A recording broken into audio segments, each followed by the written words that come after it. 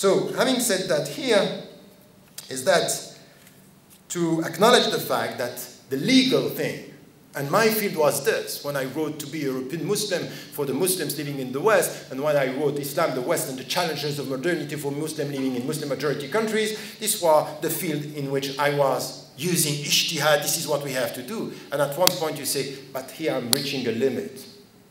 And then I came by saying, it's not on the fiqh that we have a problem. It's on usul al-fiqh. It's the fundamentals. What are our sources? Why? Because there is one knowledge, one dimension of the knowledge which is missing. If you are only with the legal, the scholars of the text are going to follow the context the way it is. But if you need a vision, you need to integrate into the way you deal with the text a better knowledge of the context. Exactly the way you are dealing with yourself. You want to reform yourself, you know the principles, but you have to know what are your own weaknesses and what are your own qualities. You have to adapt the principles to the deep understanding of yourself. And when you have the knowledge of the self and the knowledge of the principles, you can transform the self. You want to change the world? Know the world. If you only know the text, you are using the text to adapt yourself to the world. While the scholars at the beginning were having both knowledge. And they were creative. Why? Because they knew the texts and they get a better understanding of the knowledge. If you know Abu Hanifa, for example, when he was dealing with trading and all this, he was a trader.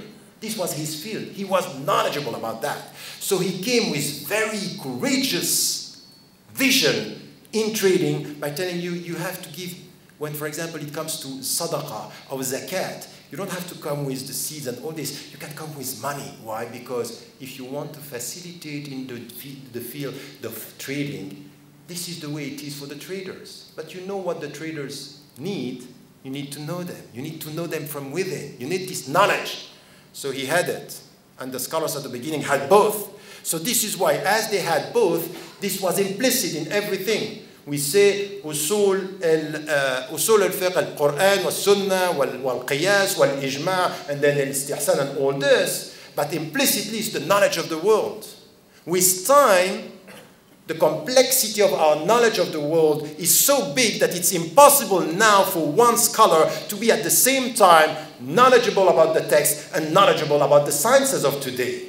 It's impossible today to be at the highest level of Sharia when it comes to the text and to be an economist.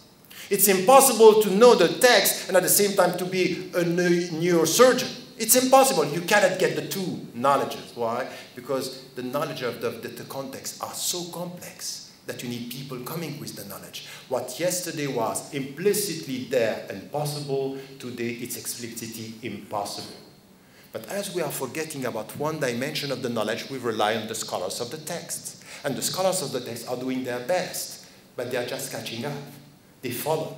This is why today we had lots of fatwa coming from the scholars in the West, or even in the Muslim-majority countries that are coming. Why? Because we are experiencing new challenges, and we ask questions, and they come with answers. So this is a process, but where is the vision? What do we want to achieve? Where are we heading? What is the project of the Muslims today? Which contribution? If you speak about science, we speak about the Middle East. If you speak about architecture, we speak about Andalusia. When we speak about the past. Our contribution is a contribution of remembrance.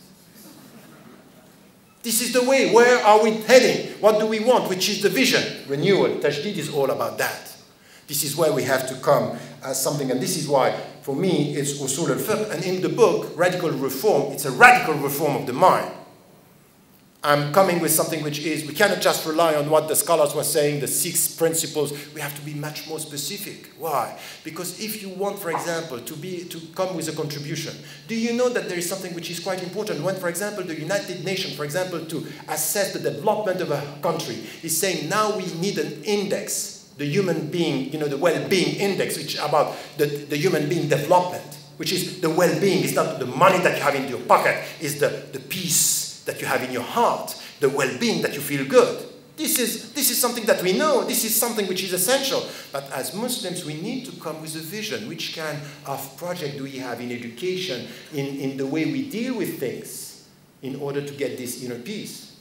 And this is, for example, something that, you know, the people are criticizing Ibn Taymiyyah. They don't read Ibn Taymiyyah. They read the followers of Ibn Taymiyyah. Never judge a master through his students.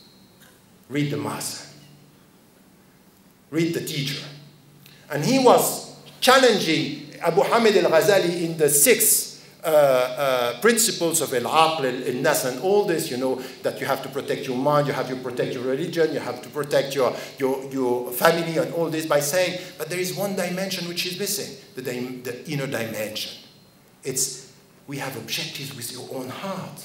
So you need to set objectives for the inner life, the individuals, dignity, human beings, human rights, but also nations and societies. What do we want? For example, to be able to say, in the name of Islam, anything which has to do with colonization is not acceptable from the very beginning. Colonization, power, political colonization, cultural colonization is not possible. Even when the people who are colonizing are Arabs. Because this is something which is quite important. Don't tell me that you are helping me to be a better Muslim when you are asking me to be more an Arab. Because it may be that by being an Arab, I may be less a Muslim.